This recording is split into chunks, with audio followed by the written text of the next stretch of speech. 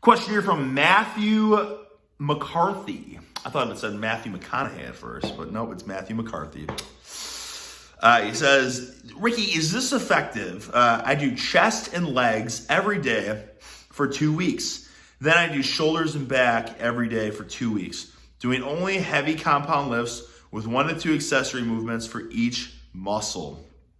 Would you approve of this? Well, I like the experimentation. I like the extremely high frequency of it. I think I think it's fun to experiment. I don't see why that would be a bad thing necessarily. I think so many people get caught up so much on, but you're not recovering in time. Well, especially since you're taking 2 weeks off of them afterwards, so you can really overreach. You're not going to overtrain. I think that's, especially if you're only doing 2 weeks of that. So yeah, I think that's a very cool way to do it. And honestly, it's not much different than the way I've trained, right? Because I kind of do the same thing. I do deadlift, like a very common combo that I would do is deadlifts and bench. So, right, I mean, you have your pressing, you got your pecs, your delts, your tris, and you got your deadlifting, which is like your lats, your traps, your glutes, your hamstrings. And I'll just like do those mainly. And then I'll tell you what, when I go, after I'm done with that and I get to squats or pull-ups or anything with like biceps that weren't being trained, quads that weren't being trained really and all that, like you don't really feel like you lose much, that's for sure. Because your body gets efficient. Do you know what I mean? Like when you specialize with movements, and this is something this is why I do recommend that everyone specialize. This is another question, I'll get around to it, but this is why I do recommend that everyone specializes. For even if it's just a short matter of time, you learn how to become efficient with what you have. Like I've heard too much in the past of people like, if I could just put 10 more pounds of body weight on, maybe I can put 10 more pounds on my bench. It's like, are you kidding me? You got to put 10 pounds of body weight on, just put 10 more pounds on your bench? No, you just need to learn how to be more efficient with what you have at the moment, right? Because we're all capable of way greater strength than what we know of, but I feel like people get so caught up in like the muscles and the muscles need to recover and all that. Like we shouldn't be looking at training as in muscles in all honesty. We should be looking at training as brain, as a nervous system activity basically. Because really guys, I'm telling you, this camera is just terrible quality. I'm gonna have to upgrade my phone. This is an iPhone 11 or something, iPhone X or something. I dropped it in the pool the other day. It was in the pool for like 5 minutes. It still works, but it's a little blurry now. But anyways, yeah, because as humans, we're just very inefficient with our muscles. Do you know what I mean? We have our brain tells us not to push anything more when it seems like dangerous or scary. So that's what I'm saying. I've said so many times, like, if you have any doubt in your mind that you can't hit a weight, you're not going to hit it. And I've heard people, that's the most ridiculous thing. I mean, it's like, no, it's not ridiculous. It's ridiculous. Yeah, maybe if you're like a newbie, you're a novice, and you don't know your strength. Whoa, I didn't know I could do that. Like, you know what I mean? But if you're experienced, especially if you're constantly pushing the envelope, like you maxed out the other day and hit 405 on bench. Like if 405 was like, whoa, and you put 410 or 415 or something on, and you like, it's gonna be heavy, I might not do it. Like you're probably not gonna do it. You're not gonna just be like, whoa, I did it. You know what I mean? And if that's the case, then you're really not pushing yourself, basically. Because my whole point here is like what we're talking about with this question from Matt here. What I think about chest and legs every day for 2 weeks, and then shoulders and back every day for 2 weeks. Like, first of all, I think it's pretty cool. I don't see why it's not a bad thing. It's worth doing. I think I just have so much freaking knowledge to throw at you guys. But I think that's cool. Yeah, a million points to talk about here.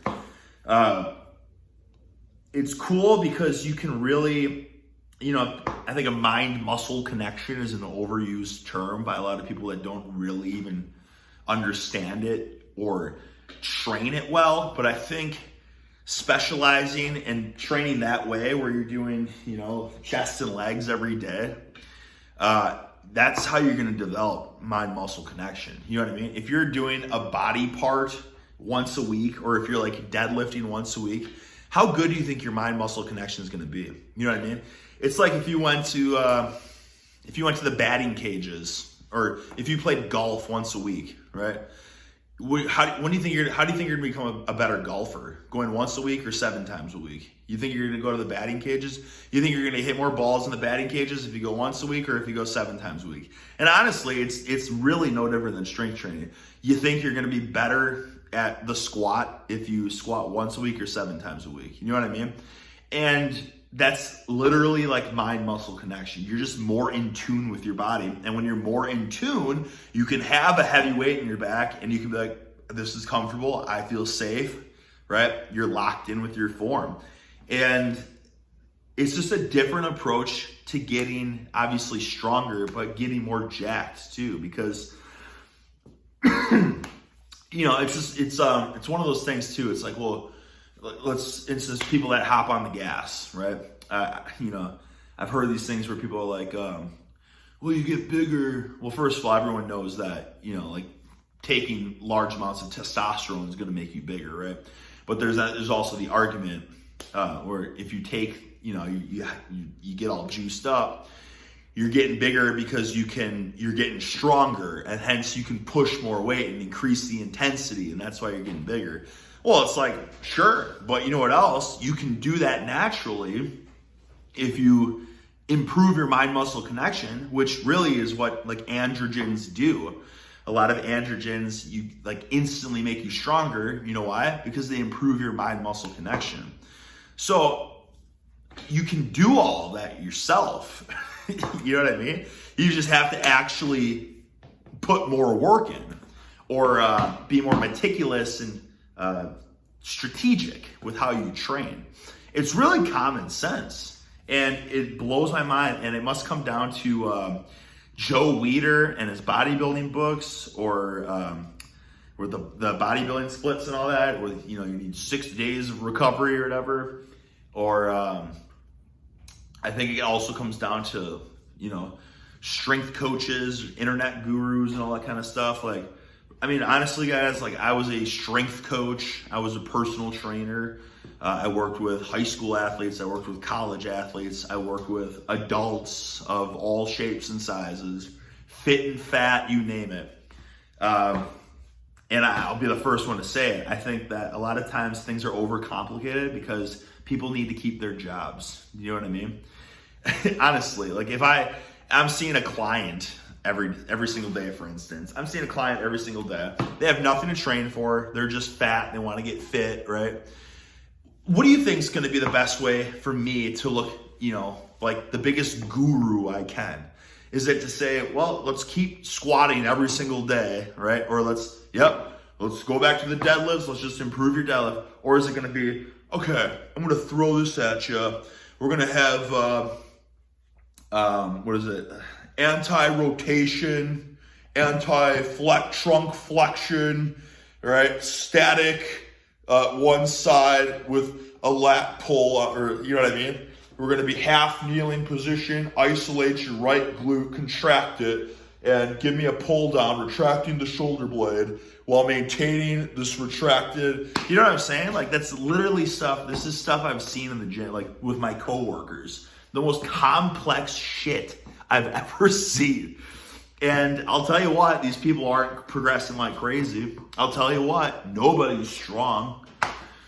And why is that? Because it's the most complicated BS, right? Where I guess you might be improving your mind-muscle connection because you got a million freaking things they're focusing on. So sure, that's cool.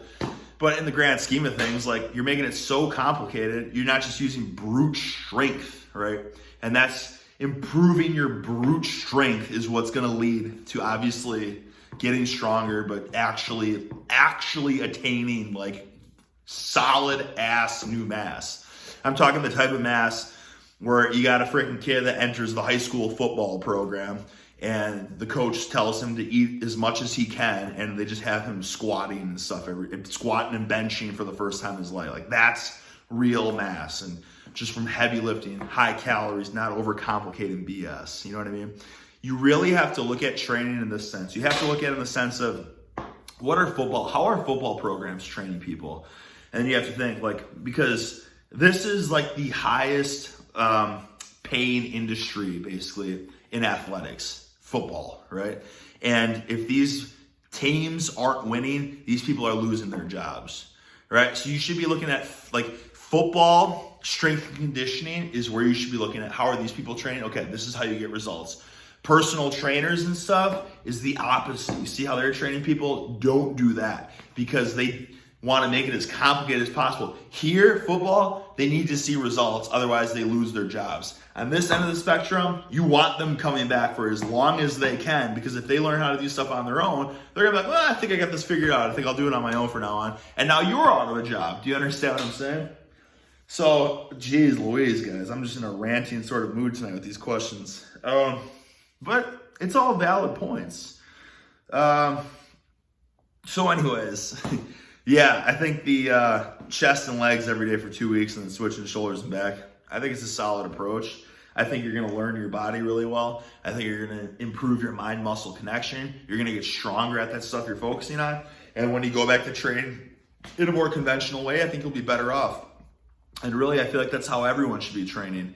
As many different styles, as many different programs, as many different variations of things as possible, with different degrees of specializing, whether it's once a week or whether it's 7 times a week. I think you really need to do all of that to truly figure out your body, figure out what works for you, but experience it as well.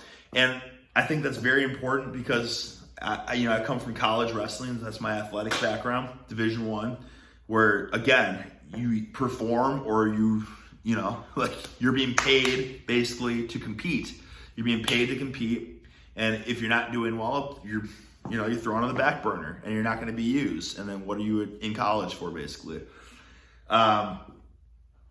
So training is very intense. And I'll tell you what, if I never went through that sort of training where, sometimes we would literally train 3 times a day, right?